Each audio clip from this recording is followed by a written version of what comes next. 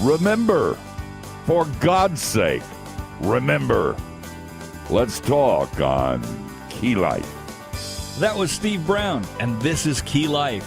We're dedicated to the teaching that the only people who get any better are those who know that if they don't get any better, God will still love them anyway. Steve is an author, seminary professor, and our teacher on Key Life. If you've been with us, we've talked about what Christmas is about. It's about remembering. Now, there's a supernatural reality that's a part of Christmas, and if you're a Christian, you know that reality. And I suggested yesterday that one of the sad things about Christmas is that so many have no memories. They celebrate a celebration. They celebrate a holiday. They celebrate gifts and food and laughter, but they don't have any memories. And I find that quite sad. So this Christmas, I'm remembering. You got to remember that everything has changed. I'll remember that no matter how dark, no matter the pain, no matter what everybody else says, there is hope and meaning and reality. I once saw a bumper sticker on the back of what was maybe the most dilapidated, junky car I've ever seen. You know what it said? It said, "This is not an abandoned car."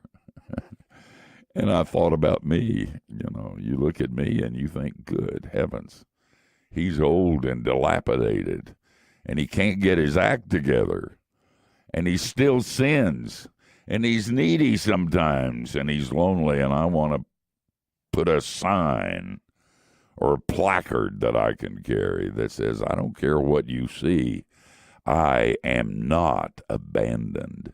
And we don't live in an abandoned world. Everything is moving in God's purpose until finally every knee will bow and every tongue confess that the one who came that Christmas, the first time, is Lord of all. So this Christmas I'll remember. I'll remember that I'm not alone. I'll remember that we're not alone. And the sad thing is that so many won't be able to remember. I'll also remember my own existential Christmas, remembering the place where he found me. I'll remember the time and place where the Messiah who was given to the world was given to me. Born again is what they call it, because there's no other way to describe something that new. It's kind of like Christmas, a personal Christmas.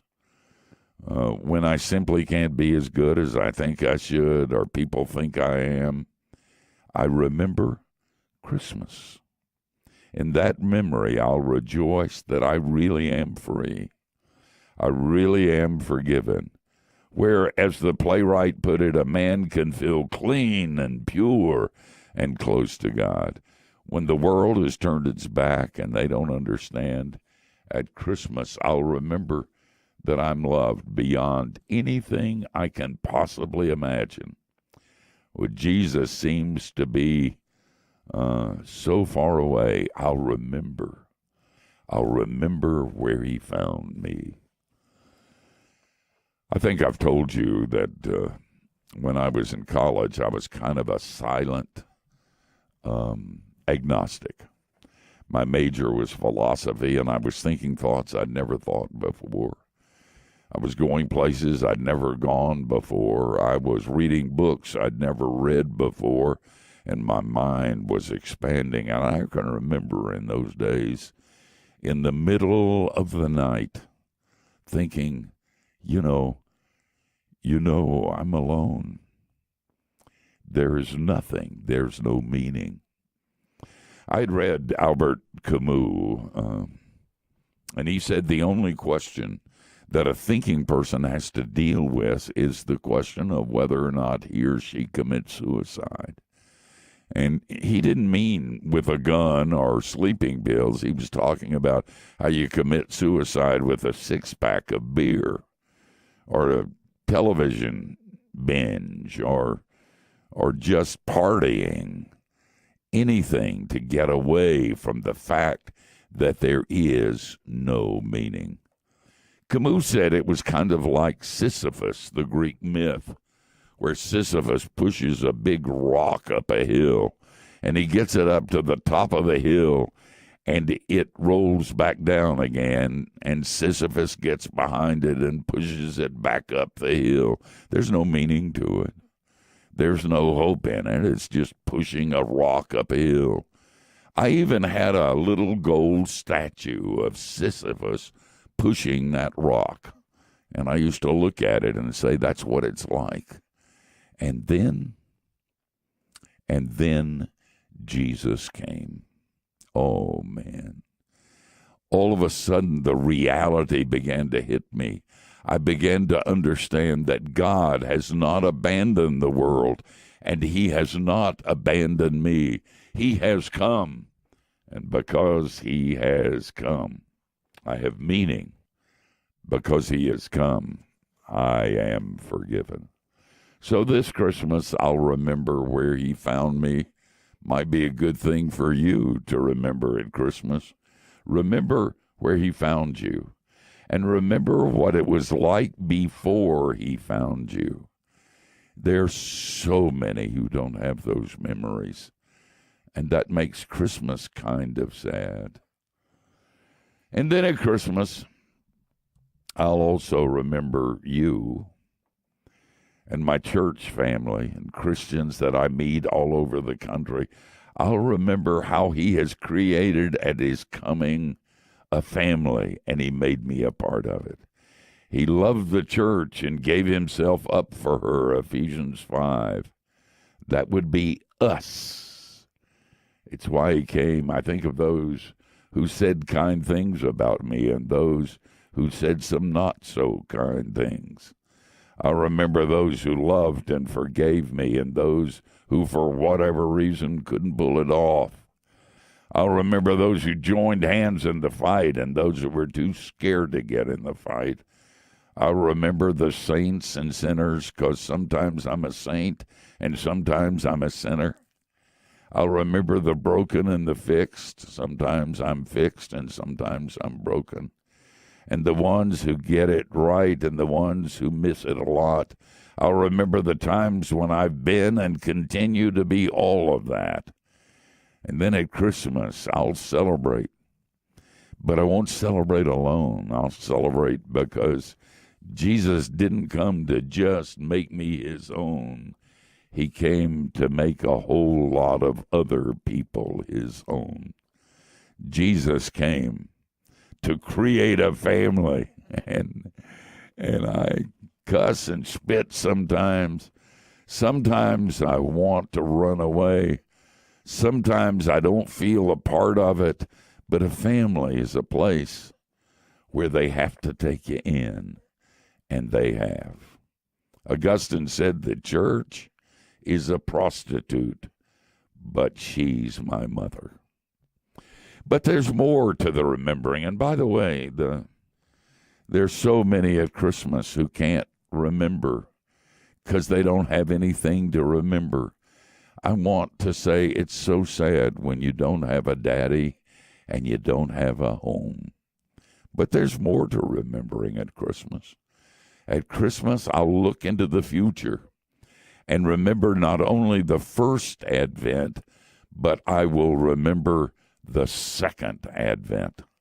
I'll remember that Jesus is coming back and he's going to clean up the mess.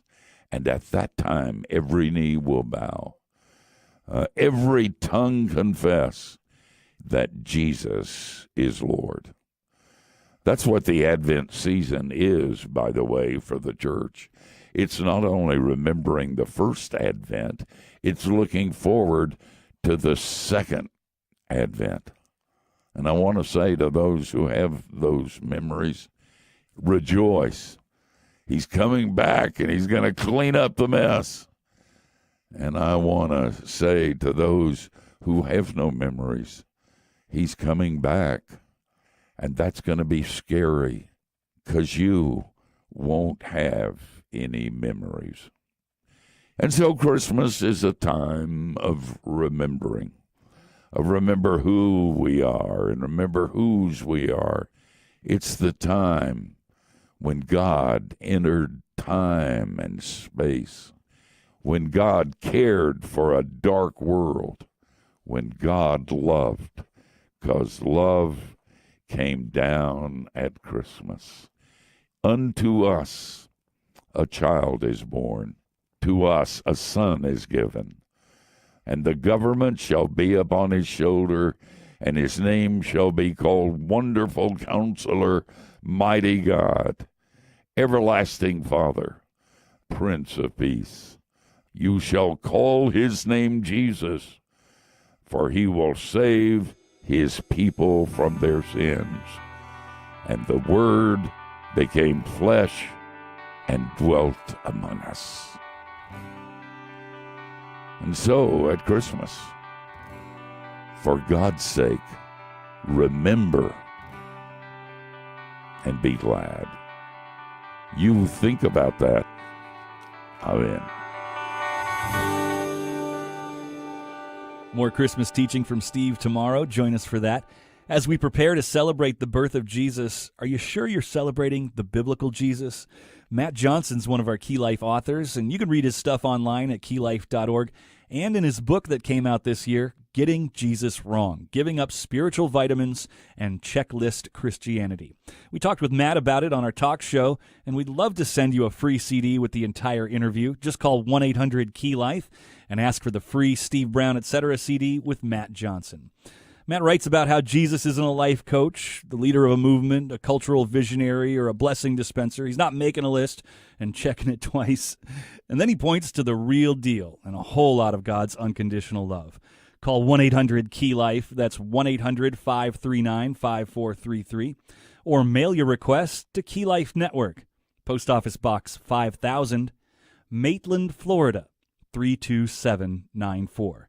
In Canada, mail Key Life Canada, Post Office Box 28060, Waterloo, Ontario, N2L6J8. Or email Steve at keylife.org and ask for the Steve Brown, Etc. CD with Matt Johnson. It really is free, but you can help change lives in 2018 with the freeing message that God isn't mad at his children. You can charge a tax-deductible year-end gift on your MasterCard, Visa, or Discover card, or include a gift in your envelope. Every gift of any amount goes a long way here at Key Life. But if you can't give, don't let that stop you from asking for the free CD. Key Life is a listener-supported production of Key Life Network.